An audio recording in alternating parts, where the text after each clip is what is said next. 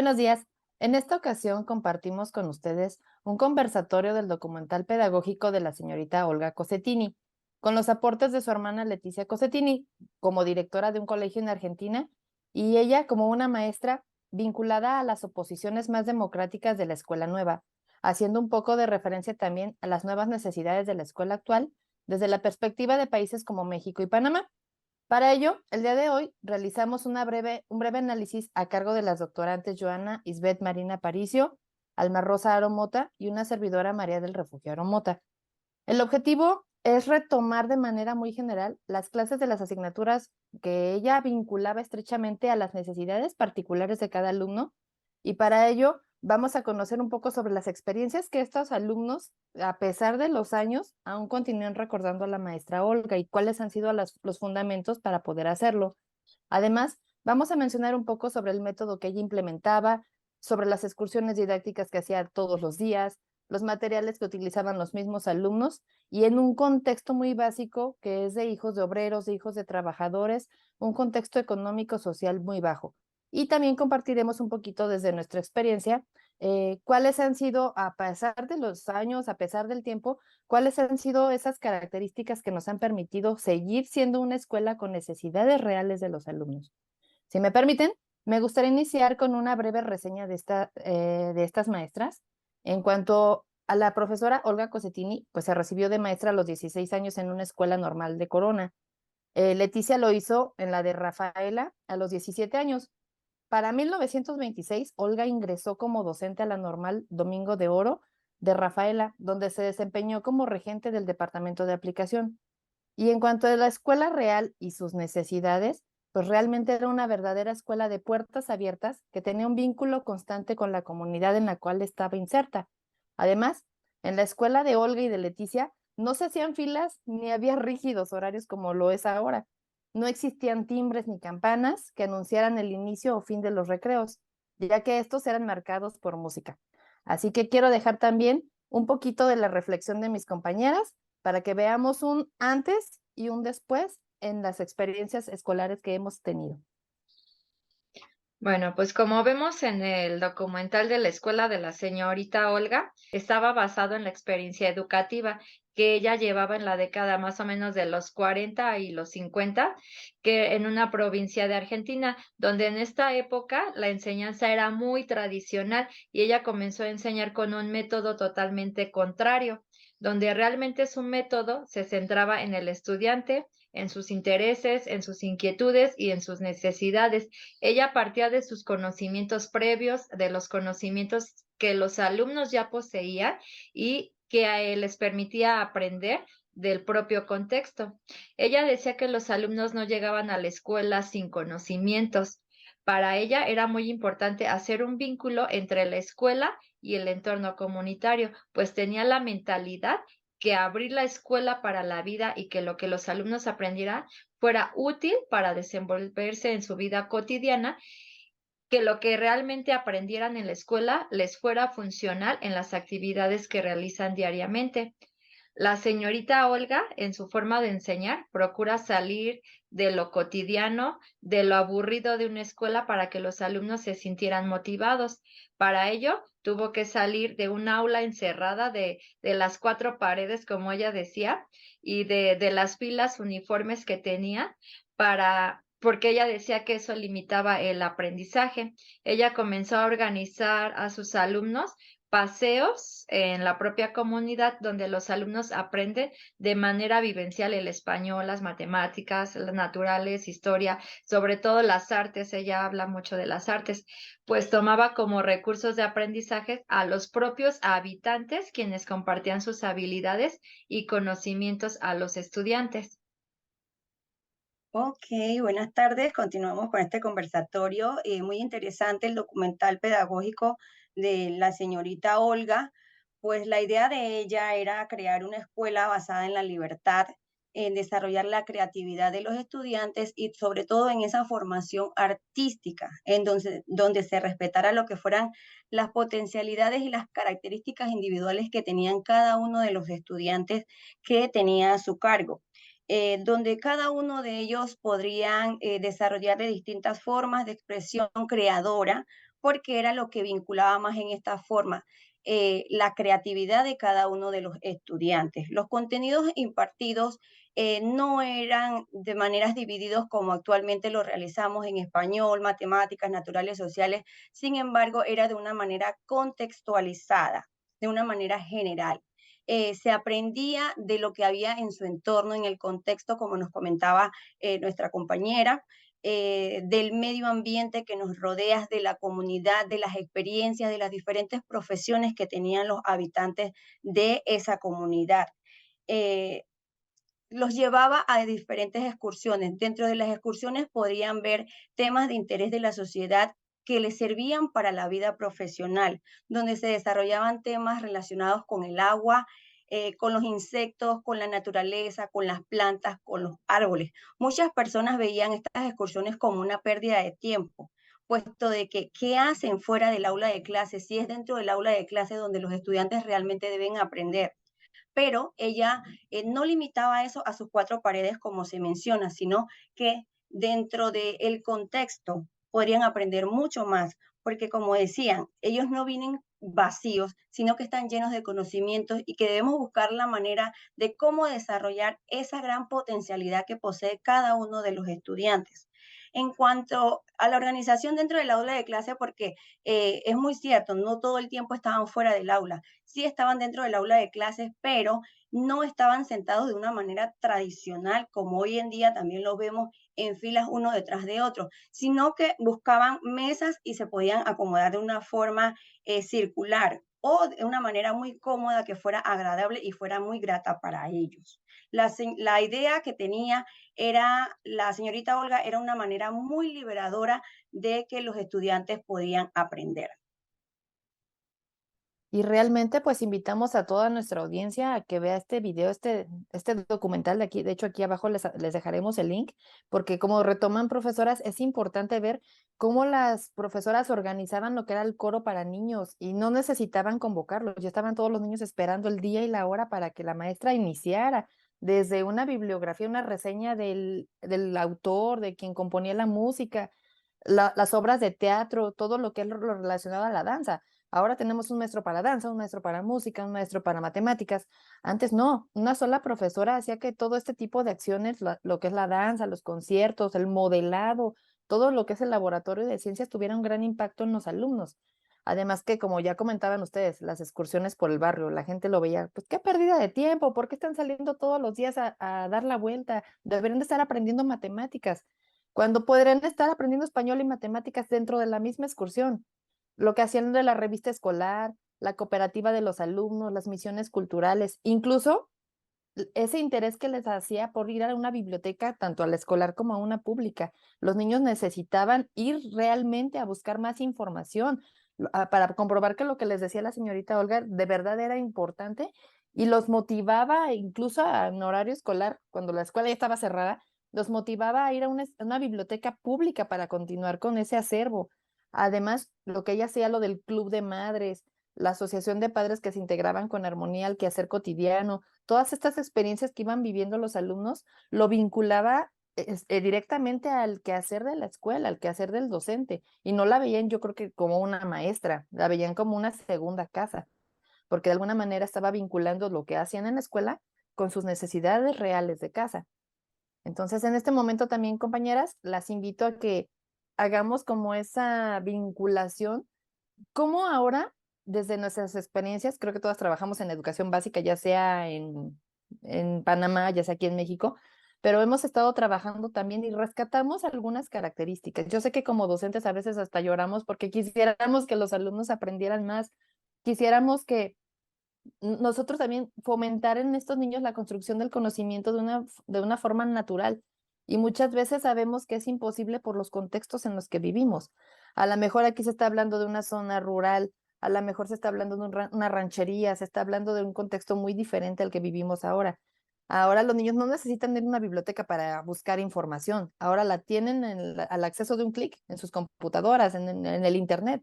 Sin embargo, ahora como a nosotros como docentes nos corresponde ese papel de encaminar o de llevar de la mano a nuestros pequeños para ver qué información realmente les va a funcionar, qué información les va a ser útil y cuál información realmente no es necesaria para ellos. Entonces, sí, las invito, bueno, si me quieren apoyar, profesora Alma, profesora Joana, ¿qué ha sido lo que hemos retomado de este tiempo, de esta época, en los contextos actuales de nuestra aula? Yo considero que los principios de la metodología de la señorita Olga se basan principalmente en lo que es la libertad, en la creatividad y en las artes de cada uno de los alumnos. Cada uno de sus alumnos ahí desarrollaba sus distintas formas de expresión de acuerdo a sus propias potencialidades. La señorita Olga tomaba en cuenta las características individuales de cada uno de los alumnos, como ya lo había comentado Joana. La manera de enseñar los contenidos no era de manera coartada o por bloques, como a veces actualmente los maestros lo hacemos. Ahorita vemos español, cierren cuaderno de español, ahora saquen cuaderno de matemáticas. Ella lo hacía como todo globalizado, ¿no? De un tema se basaba para trabajar muchos contenidos. Ella procuraba integrar los contenidos y realmente los iba contextualizando hacia que estos también fueran de interés no solo para los alumnos dentro de la escuela, sino también hacía partícipes a los habitantes, a la sociedad y a la vida misma, ¿no? A lo que se iban a enfrentar los alumnos. En las escuelas todavía vemos ahora las filas de bancas, una tras otra, donde el niño solo ve el cabello del compañero de enfrente. Y desde esa época que estamos hablando de los años 35 a los 50, ella ya había adquirido, o ya había quitado más bien, esa manera de trabajar. Ella buscaba, hacer círculos o acomodar las bancas donde los niños no siempre estuvieran en la misma manera. Sin embargo, pues nosotros estamos trabajando en ciudades con 40, con 50 niños y salones pequeños y a veces no nos da la opción para acomodar de manera diferente el mobiliario, que desde ahí partía esa metodología. Para la señorita Olga, ella defendía la idea de que la enseñanza se debe centrar en los intereses y en las necesidades de los estudiantes. Y los mismos testimonios lo dicen, que la escuela primaria para ellos fue la época más bonita, en la que más aprendieron, en la que adquirieron muchos aprendizajes que les sirvieron, no solo para decir lo aprendí en la escuela, sino les sirvieron para toda su vida. Y esto de la señorita, pues a mí me recuerda lo que ahorita estamos trabajando en México, que es lo de la nueva escuela mexicana, donde el alumno se considera el centro de la educación y ahora el docente debe de conocer su ámbito local y el comunitario para traspolar los conocimientos de la escuela a la comunidad donde se desenvuelve el alumno. De acuerdo a lo de la nueva escuela mexicana, la labor del docente ahora se debe de fundamentar en algunos principios orientadores, que son el derecho de los niños y las niñas a la educación. Significa que son sujetos activos en el desarrollo de sus propias potencialidades, que el interés, la actividad, la detección de necesidades y las potencialidades de los estudiantes, así como los desafíos de su contexto y de la humanidad en su conjunto, son ejes que deben de regular la actividad del salón de clases y que además los niños, las niñas y los adolescentes son considerados en igualdad de capacidades y disposiciones para aprender, poniendo especial atención siempre en aquellos que están en algún contexto de vulnerabilidad, pero se les incluye. Y sobre todo la vinculación con la comunidad inmediata para enriquecer la labor de la escuela y los procesos formativos. Sí, también rescato de lo que nos acabas de compartir, porque esta experiencia de este documental fue basado en las experiencias, valga la redundancia, de los testimonios de cada uno de los estudiantes que tuvo a cargo la señorita Olga. Y hoy en día ellos, bueno, cuando se grabó el documental, ellos expusieron su testimonio y todo fue favorable porque expresaban de que su escuela primaria fue la experiencia más bonita de toda su vida y que los aprendizajes que ellos adquirieron les han servido para su vida. Esta escuela se basó en un modelo experimental, sin campanas, con música para salir al recreo, sin bullicio. Y si hacemos una comparación con lo que vivimos hoy en día, nuestras aulas se encuentran superpobladas. en el área de Panamá, me encuentro en el país de Panamá, y les puedo decir que la matrícula de un aula de clases aproximadamente oscila entre 30, 35 hasta 40 estudiantes. Sin embargo, nos dicen que debemos trabajar con 25 a 28 estudiantes para poder brindar una mejor calidad de educación, pero las necesidades de los estudiantes son muchas las que tenemos y muchas veces la infraestructura no es la más apropiada ni la más adecuada. Sin embargo, rescatando todo este documental, podemos decir que había una vocación por enseñar, un deseo de que cada uno de los niños pudiera aprender y que ese aprendizaje no quedase solamente en la experiencia del día y ya, sino que fuese para su vida, porque aprendemos solamente para el momento, pero la idea no es esa, sino llevarlo para nuestra vida, para nuestro futuro, y que el aprendizaje que hayan adquirido sea un aprendizaje significativo. Ellos mismos expresaban que su satisfacción por aprender era a través del descubrimiento. Es muy cierto, todos tenemos inteligencias múltiples, aprenden de diferentes maneras. Entonces, a través del descubrimiento, los estudiantes podrían captar muchos aprendizajes mediante la naturaleza. Pero lo importante de todo esto es dejar las marcas en los alumnos, dejar esas huellas. Y cada uno de nosotros a través de los años hemos dejado huellas positivas y algunas negativas en nuestros estudiantes, ¿verdad?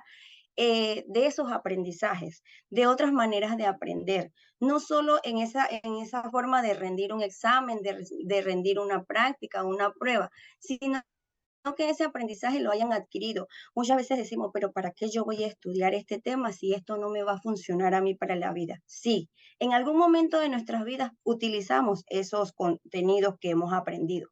La educación tiene que ir en busca de una gran frase que deben mencionar todos nuestros estudiantes. En las escuelas somos realmente felices. Muchos niños hoy en día no quiero ir a la escuela, sino que debemos cambiar esa idea de que en la escuela aprendemos, de que en la escuela somos realmente felices. Y bueno, me quedo con la vocación, la dedicación, la entrega que tenía la señorita Olga con sus estudiantes. Y nosotras a través de los años, a través de la experiencia que hemos tenido, hemos dejado y hemos marcado en muchos de nuestros estudiantes y en los padres de familia. Sí, incluso retomando un poquito ahorita lo de la nueva escuela, por ejemplo, acá en México, que hemos estado en consejos técnicos escolares, que hemos estado en escuelas de docentes, en colegiado, retomaba y, bueno, hacía un poco de referencia a lo de la escuela de la señorita Olga. De verdad hemos estado viendo eso de los campos formativos van vinculados, así como se hacía en antaño. ¿Hace cuántos años lo practicaba ella? Y ahora se tratan de retomar algunas características de este contexto. ¿Por qué? Porque estamos viendo que algunas herramientas nos permiten satisfacer diversas necesidades, incluso intereses de nuestros alumnos. No lo podemos dejar a un lado. Siempre tiene que ser el alumno quien esté al centro. Y a partir de ahí se van haciendo esas construcciones sociales, dinámicas, que poco a poco vayan contribuyendo al desarrollo cognitivo, pero sobre todo emocional y sobre todo de valores, porque es lo que precisamente ahora se ha estado perdiendo. Y así como, como comentas, la señorita Olga, pues hacía que la escuela sirviera para expresar, para informar, para crear vínculos, incluso para reflexionar sobre el propio pensamiento, qué es lo que he avanzado yo como alumno. Y precisamente es lo que se pretende ahora, que todas estas prácticas sociales que hemos ido viviendo sean parte de esa cultura que se deba de ir haciendo de acuerdo a las necesidades de los alumnos, pero sobre todo rescatando lo que son las tecnologías digitales, rescatando lo que es la escuela de acuerdo a los perfiles lingüísticos, ya sea la lengua materna, ahorita hablaban mucho de la lengua materna, que si tenemos niños indígenas, que se rescate la lengua que ellos hablan. Es lo que hacía precisamente la señorita Olga, hacer como una clase invertida. Primero, el contexto de los alumnos, eran ellos quienes descubrían su alrededor y posteriormente ya lo llevaban a una aula de clase, ¿no? ¿Algún aporte que quisieran más, compañeras, antes de Sí, finalizar? sí, en realidad existen muchos modelos pedagógicos hoy en día y no podríamos decir que uno es mejor que otro. Todos nos han sido útil de una u otra manera. El modelo tradicional criticado, pero hoy en día nosotros aún así lo seguimos utilizando, porque decíamos que era el modelo más rígido, que solamente el centro de atención era el maestro.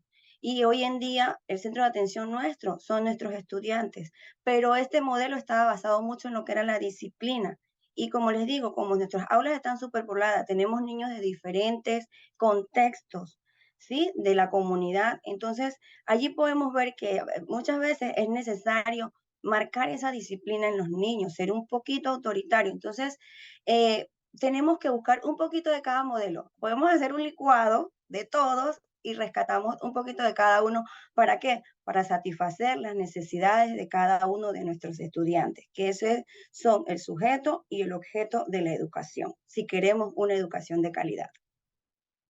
No, y que el docente sigue jugando un papel muy importante, ¿no? Pese a la metodología que se utilice, siempre el docente es el que va a llevar a veces la batuta, como decía también Joana, debe de tener primero la vocación para poder ejercer su profesión y que además debe de ser quien acompañe siempre al estudiante para que recupere, desde el recuperar los conocimientos previos del alumno hasta que genere nuevos conocimientos, ¿no? Y que el alumno pues pueda desarrollar pues los conocimientos conceptuales, procedimentales y los actitudinales.